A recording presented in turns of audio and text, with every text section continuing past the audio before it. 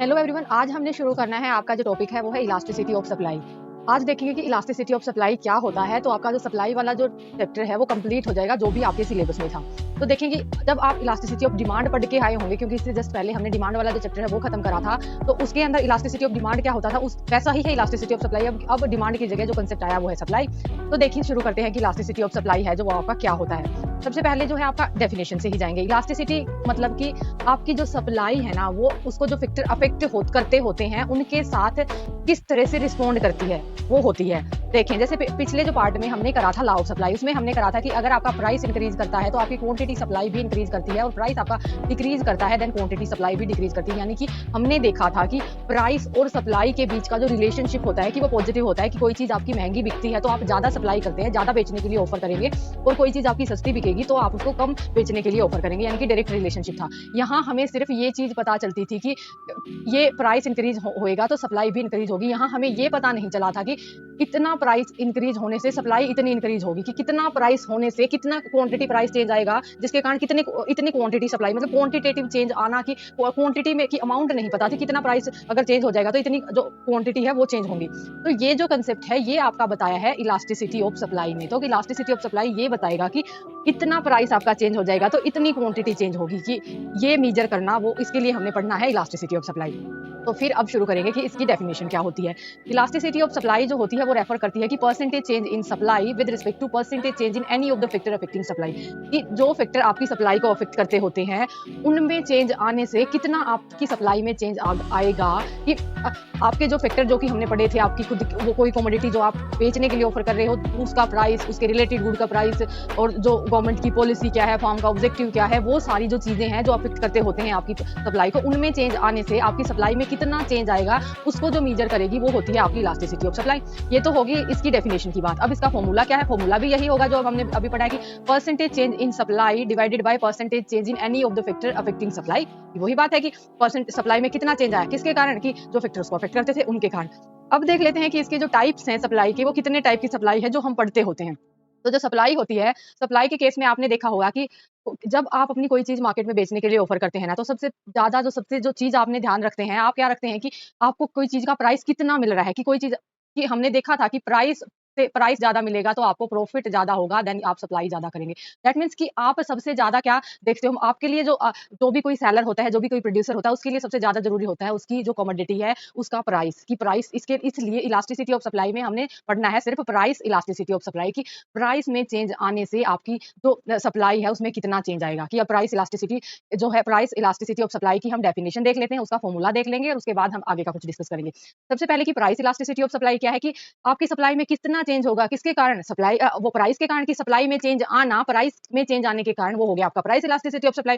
वही अगर हमने इसकी डेफिनेशन देखनी होगी, परसेंटेज चेंज इन सप्लाई और परसेंटेज चेंज इन प्राइस। एक तो फॉर्मूला हो गया इसका ये प्राइस इलास्टिसिटी ऑफ सप्लाई को मेजर करने का। उसके बाद एक फॉर्मूला इसका ये हो सकता है ई of S. E of S से तो इलास्टिसिटी ऑफ सप्लाई को, इसका जो सिंबल है ये यूज करते हैं, जैसे डिमांड के लिए ईडी यूज करते होते थे, इसका ई ऑफ एस आएगा। अब ये परसेंटेज चेंज इन सप्लाई क्या होता है, अगर इसको आपने सिंप्लीफाई करना हुआ तो percentage change in quantity supplied by quantity supplied into 100 divide by नीचे प्राइस है। परसेंटेज चेंज इन प्राइस को अगर सिंप्लीफाई आपने करना हुआ तो ये कितना बनेगा आपका? ये क्या बनेगा कि percent change in price over price into 100। यानी कि चेंज इन क्वांटिटी सप्लाई क्या हुआ, क्योंकि हम चेंज ही तो देख रहे हैं कि अब कोई क्वांटिटी सप्लाई आप ऑफर कर रहे हो, प्राइस आपका अगर इंक्रीज हो जाता है तो आप फिर कितनी करोगे, कि वो तो हो गया चेंज। और ये जो क्या होता है, ये होता है कि कोई इनिशियल वो जो सबसे पहले वाली जो क्वांटिटी आप ऑफर कर रहे थे, इनटू होता है ये मल्टीप्लाई का साइन है, जैसे इनटू 100, और divide by change in price का क्या, कि डेल्टा पी क्या होता है, चेंज इन पी की। अब पहले आप कितनी कर रहे थे, उसके बाद जब जब चेंज नया प्राइस कितना है, जो प्राइस चेंज इनकी पुराना प्राइस माइनस नया प्राइस, और डिवाइडेड बाय पी। पी क्या, वो पिछले वाला जो ओरिजिनल वाला प्राइस था, और ये इनटू 100। अब ये 100 से तो 100 देखे कैंसिल आउट हो जाएगा यहाँ पे। अब ये क्या बनता है आपका, चेंज इन क्या हो, नीचे ये क्या हुआ गया, और यहाँ पे क्या है, चेंज इन पी तो यही था, और ये पी चला गया ऊपर।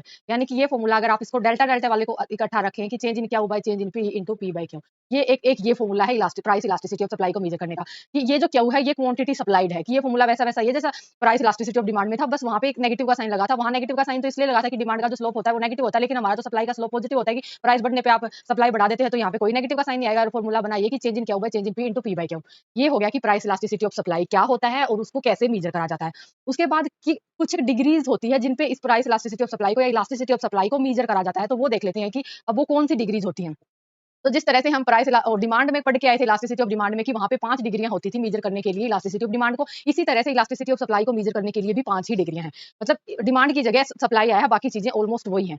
तो सबसे पहली जो है, जैसे परफेक्टली इनइलास्टिक ऐसे कोई चीज़ें, जैसे कि ये मेरा एक पेन है, अगर मैं इसको जैसे स्ट्रेच करूँगी तो इसमें ये स्ट्रेच नहीं होएगा ना, दैट मीन्स इसमें कोई इलास्टिसिटी नहीं है कि इनइलास्टिक है। और जब सप्लाई की बात है तो सप्लाई के साथ है, दैट मीन्स सप्लाई में कोई इलास्टिसिटी नहीं, कि सप्लाई परफेक्टली इनइलास्टिक है, सप्लाई में कोई चेंज नहीं है। दैट मीन्स इसको लिखेंगे आप ES is equal to 0, ES elasticity of supply को का जो सिंबल होता है हम यूज करते हैं कि कोई चेंज नहीं होना। उसके बाद फर्स्ट ये होगी, सेकंड है कि लेस इलास्टिक की ES आपकी लेस देन 1 है, यूनिटरी आपकी होता है ES आपका इक्वल टू 1 है, हाईली इलास्टिक होता है आपकी ग्रेटर देन 1, और परफेक्टली इलास्टिक की पूरी तरह से, जैसे आपका कोई वो रबर बैंड होता है, वो जब हम उसको स्ट्रेच करते हैं वो इस तरह से पूरा स्ट्रेच हो जाता है, दैट मीन्स कि परफेक्टली इलास्टिक है, that means ES is equal to infinity. ये सारी चीजें पढ़ेंगे हम, एक सारा डिस्कस करेंगे डिटेल में अभी। अब देखिए ये 0 से गया है आपका इन्फिनिटी तक, यानी कि जो इलास्टिसिटी ऑफ सप्लाई है वो आपका जाएगा, जो इसकी डिग्रीज होंगी 0 से इन्फिनिटी तक जाएंगी। और उसके बाद एक और बात, जो इलास्टिसिटी होती है, या इलास्टिसिटी ऑफ डिमांड हो या इलास्टिसिटी ऑफ सप्लाई, इनकी कोई मेजरिंग यूनिट नहीं होती है, यूनिट फ्री होती है। जैसे कोई भी वैल्यू निकलेगी ना, जैसे फाइनल जो लास्ट वाला अभी हमने फॉर्मूला करा था कि change in Q by change in P into P by Q से जो भी आप फाइनल सोल्व करके निकालेंगे कि 1 आ गई 1.75, मतलब कि ये इन्हीं के इर्द गिर्द की 1 के ऊपर नीचे चलेगी। क्यों? क्योंकि हमें पता है कि जो तीन जो चीजें होती हैं ये आपकी रियल लाइफ में चलती हैं, जो ES इज इक्वल टू 0 और ES is equal to infinity, जो एक्सट्रीम सिचुएशन होती है, ये ऑलमोस्ट नियर जो आपकी रियल लाइफ है उसमें तो एग्जिस्ट नहीं करती। तो ये 0 ये जैसे 1 आ गया, 1.75, 2 आ गई, जो भी वैल्यू फाइनल इसकी निकल के आई, तो इसके पीछे कोई वैल्यू ऐसे नहीं लगेगा कि मीटर सेंटीमीटर कुछ नहीं लगेगा, कि ये सिर्फ इसकी एग्जैक्ट वैल्यू जो इतनी रहेगी, यानी कि ये यूनिट फ्री है, इसकी कोई यूनिट नहीं होती मेजरिंग यूनिट। उसके बाद अब अपने हमने क्या करना है कि ये सारा हम डिस्कस करेंगे एक-एक करके। तो सबसे पहला है हमारा perfectly inelastic supply. Perfectly inelastic supply, तो नाम सबसे पहले तो नाम में ही देखें उसमें क्या है। नाम में है इसमें कि इलास्टिसिटी में कोई चेंज नहीं है, परफेक्टली इनइलास्टिक है। इन प्राइस में चाहे कितना ही चेंज हो, लेकिन सप्लाई में कोई चेंज नहीं है। सप्लाई में कोई चेंज आना कि perfectly inelastic supply is one in which change in price causes no change in quantity supplied, कि प्राइस में कितना ही चेंज हो, क्वांटिटी सप्लाइड में कोई चेंज नहीं होगा। अब इलास्टिसिटी ऑफ सप्लाई का जब हमने पीछे अभी फॉर्मूला करा था कि percentage change in supply by percentage change in price, ये फॉर्मूला है। अब इन्होंने कहा है कि हम अभी जो हमने ऊपर वाली डेफिनेशन देखी है कि प्राइस में कितना ही चेंज हो, आपकी सप्लाई में कोई चेंज नहीं होगा। सपोज आपका प्राइस किसी भी कमोडिटी का 20% ज्यादा हो जाए, कि कोई चीज आपकी 20% महंगी बिकने लग जाए, लेकिन फिर भी आप सप्लाई में कोई चेंज नहीं करे, सप्लाई में चेंज 0 आएगा, तो अब 0 बाय समथिंग कुछ भी होगा, तो आपका फाइनल वैल्यू 0 निकल के आएगा। ये हो गया। उसके बाद अब हम इसको इसका एक टेबल और डायग्राम से दिखा देंगे। ये कैसे होगा? जैसे कोई चीज़, ये मेरा पेन है जैसे, अब ₹20 का अगर आज बिक रहा है, तो मैं इसकी 100 यूनिट्स ऑफर कर रही हूँ सप्लाई के लिए। उसके बाद अगर इसकी जो प्राइस है वो इंक्रीज़ होके 40 हो गया, तो भी मैं 100 ही कर रही हूँ। मतलब इसका 60 हो जाए, इसका प्राइस कम होके या 10 भी हो जाए, तो भी मैं इसकी, मतलब प्राइस कितना ही हो, तो ये जैसे यहाँ पे इस डायग्राम में अगर देखें कि ये क्वांटिटी सप्लाई आपका हॉरिजॉन्टल पे, प्राइस आपका वर्टिकल पे, कि प्राइस आपका 20, 40, 60 कितना ही हो, आपने क्वांटिटी जो सप्लाइड आपकी कांस्टेंट रहेगी, ये आप 100 ही करेंगे हर बार, यानी कि ये बनेगा आपका परफेक्टली वर्टिकल होता है, जो इनइलास्टिक के केस में होता है। और ये हो गया यहाँ पे ES इज इक्वल टू आपका 0। उसके बाद हम जो इसका नेक्स्ट टाइप है डिग्री जो होती है, वो वाला डिस्कस करेंगे कि लेस इलास्टिक सप्लाई की। लेस इलास्टिक, अब लेस इलास्टिक मतलब सप्लाई कम इलास्टिक है, किसके कंपैरेटिवली? प्राइस के कंपैरेटिवली। वो इसकी डेफिनेशन हो जाएगी कि a less elastic supply is one in which more change in price causes less changes in quantity supplied, की प्राइस में ज्यादा चेंज और आपकी जो सप्लाई है उसमें कम चेंज। ये सेम वही फॉर्मूला है कि अगर आपका परसेंटेज चेंज इन जो आपका होता था फॉर्मूला हमारा, कि परसेंटेज चेंज इन सप्लाई और परसेंटेज चेंज इन प्राइस, की प्राइस में तो चेंज हो गया 20% की प्राइस, कोई चीज 20% आपकी महंगी बिकने लगी, और उसके बाद आपने सप्लाई कितनी बढ़ाई, कितनी ऑफर करी है, 10% एक्स्ट्रा ऑफर करी है, तो वो आपने 10% इंक्रीज कराई है। इसको सोल्व करेंगे तो आपका आ जाएगा 0.5, यानी कि ये अगर वैल्यू आपकी लेस देन 1 आई है, लेस देन 1 जो आई है 0.5 आई है, यानी कि वो होगी आपकी लेस इलास्टिक सप्लाई की। सप्लाई में कम इलास्टिसिटी है, किसके कंपैरिजन में? प्राइस के कंपैरिजन में। अब देख लेंगे हम इसका जो डायग्राम और टेबल है, कि सपोज कोई ये यही अपना पेन लें, कि अपना पेन अब 10 जब जब ये मेरा ₹10 का बिक रहा है ना, तो मैं इसकी 100 यूनिट्स मार्केट में ऑफर कर रही हूँ सेल करने के लिए। उसके बाद अगर ₹20 हो जाए इसका प्राइस, अगर ये 20 का बिकने लगे तो मैं 120 करूँ, यानी कि प्राइस तो देखिए, प्राइस पे तो 10 से 20 हो गया, दुगना चेंज आ गया, और क्वांटिटी सप्लाइड हमने कितनी चेंज करी है, 100 से हमने 120 करी है, यानी इसमें करा है हमने ये तो 10 से 20 हुआ है आपका दुगना, ये हुआ है इससे कम, इसमें कम इंक्रीज आया है। यही हम दिखा देंगे इसमें, अपना जो डायग्राम है इसमें। ये आपका प्राइस है, ये हॉरिजॉन्टल पे आपकी क्वांटिटी है, यहाँ पे जैसे कोई 10 है प्राइस, और ये है आपका कोई, यहाँ पे मान लें आप 20 है, और ये कोई है हमारा जैसे 100 मान लें आप, और 120 कहीं इसके आसपास ही थोड़ा सा ही दूर होगा। तो 10 पे हम कर रहे हैं, जैसे कोई हमारी 100 का हो गया, और 120 पे हम कर रहे हैं, यानी ये स्टीप बनता है, देखें ये ऐसा स्टीप बनेगा। और इसकी जो ये ऑलमोस्ट, वैसे तो देखें ये निकलेगा नहीं यहाँ से, लेकिन ये होता है कि आपका एक्स जो ये एक्स एक्सिस है ना, इसके इधर से जाएगा लेस वाला, कि लेस इलास्टिक वाला यहाँ से जाएगा सप्लाई के केस वाला, कि ये लेस इलास्टिक सप्लाई का जो डायग्राम है, डायग्राम से कि आपको इसकी शेप ऐसे याद हो जाएगी। उसके बाद हमने देखना है जो थर्ड टाइप क्या होता है कि यूनिटरी इलास्टिक। यूनिटरी क्या होता है कि इलास्टिसिटी ऑफ सप्लाई आपकी 1 के इक्वल, 1 के इक्वल की जितना प्राइस में चेंज हो रहा है उतना ही सप्लाई में चेंज, दोनों में बराबर चेंज। यानी कि unitary elastic supply is one in which equal change in price causes equal change in quantity supply, कि जितना प्राइस में चेंज हो रहा है उतना ही क्वांटिटी सप्लाइड में चेंज हो रहा है। यानी कि कोई कमोडिटी का 50% अगर प्राइस इंक्रीज करा है तो आपने क्वांटिटी सप्लाई भी 50% ही इंक्रीज करा दी, तो उसका आ गया 1। यानी कि यहाँ पे आपकी elasticity of supply is equal to 1 है। उसके बाद हम देख लेंगे कि इसका टेबल और डायग्राम क्या है। इसका टेबल ये इसका जैसे टेबल है कि प्राइस सपोज इस पेन का हमारे का है 10 रुपीज, 10 रुपीज पे हम कितनी ऑफर कर रहे हैं, हम आपको 100 यूनिट्स जो 100 जो पेन है ये ऑफर कर रहे हैं। अगर सपोज प्राइस हो जाए आपका इंक्रीज 20 रुपए की, 20 रुपए का पेन बिकने लगे मार्केट में, 20 रुपए का बिकने लगा तो हमने 200 की, ये 2 गुना इंक्रीज हुआ था तो ये भी हमने 2 गुना ही इंक्रीज करा दिया कि ये बराबर इंक्रीज हुआ। अब जब बराबर इंक्रीज करते हैं तो ये जो आपका ओरिजिन के ऐसे ओरिजिन के मिड में से जैसे जो लाइन जाती है ना, ये बनता है आपका इलास्टिसिटी ऑफ सप्लाई जब आपकी इक्वल टू 1 होती है। डायग्राम आपको इस हिसाब से ध्यान में रह जाएगा कि इलास्टिक सप्लाई वाला कि वो मिड में से जाता है, जैसे 45 डिग्री का जो एंगल होता है ना, वो एग्जैक्ट वैसा बनता है कि यहाँ पे जैसे यहाँ पे आपकी 100 यूनिट्स है, 100 यूनिट्स और यहाँ पे 10 है, तो इस पे इतनी आपने सप्लाई करी है। ये 10 प्राइस पे आपने जब 100 यूनिट्स की सप्लाई ऑफर करी है तो ये हो गया 1 पॉइंट है कि 20 आपका प्राइस पे आपने 200 की करी है तो 1 पॉइंट ये हो गया, ये बन गया आपका कि जब आपकी elasticity of supply is equal to 1 है, यानी यूनिटरी है कि जितना प्राइस में चेंज उतना ही आपने सप्लाई में चेंज कर दिया। उसके बाद आता है केस आपका कि मोर इलास्टिक सप्लाई की elasticity of supply is equal to greater than 1, कि सप्लाई में चेंज अब ज्यादा है जब ग्रेटर देन 1 है और आपके प्राइस में चेंज हो रहा है कम, कि प्राइस आपका थोड़ा इंक्रीज होते ही सप्लाई बहुत ज्यादा इंक्रीज हो रही है। यानी कि highly elastic supply is one in which less change in price, की प्राइस में कम change causes more change in quantity supplied, की कम चेंज आना प्राइस में उसके कारण भी जो आपका क्वांटिटी सप्लाइड है उसमें बहुत ज्यादा चेंज आ जाता है। जैसे सपोज किसी कमोडिटी का प्राइस अगर 20% इंक्रीज होता है तो आप उसकी सप्लाई अगर 40% इंक्रीज करा देते हैं तो सप्लाई में ज्यादा चेंज हो गया, तो अब इसकी टोटल जो वैल्यू निकलेगी 40% और 20% की जो आगे टू क्या हो गया आपका ग्रेटर देन 1 हो गया, यानी कि ये हाईली इलास्टिक सप्लाई है। अब देख लेंगे कि इसका टेबल और डायग्राम, जैसे कि 10 रुपीज पे कोई भी कमोडिटी है, जैसे इस पेन का प्राइस अगर 10 रुपीज है तो मैंने मार्केट में 100 जो पेन है ऑफर कर दिए सेल के लिए। अगर इसका 20 प्राइस हो जाता है तो मैंने 300 कर दिया, यानी कि ये तो दुगना इंक्रीज हुआ, ये हुआ इसके दुगने से ज्यादा हो गया,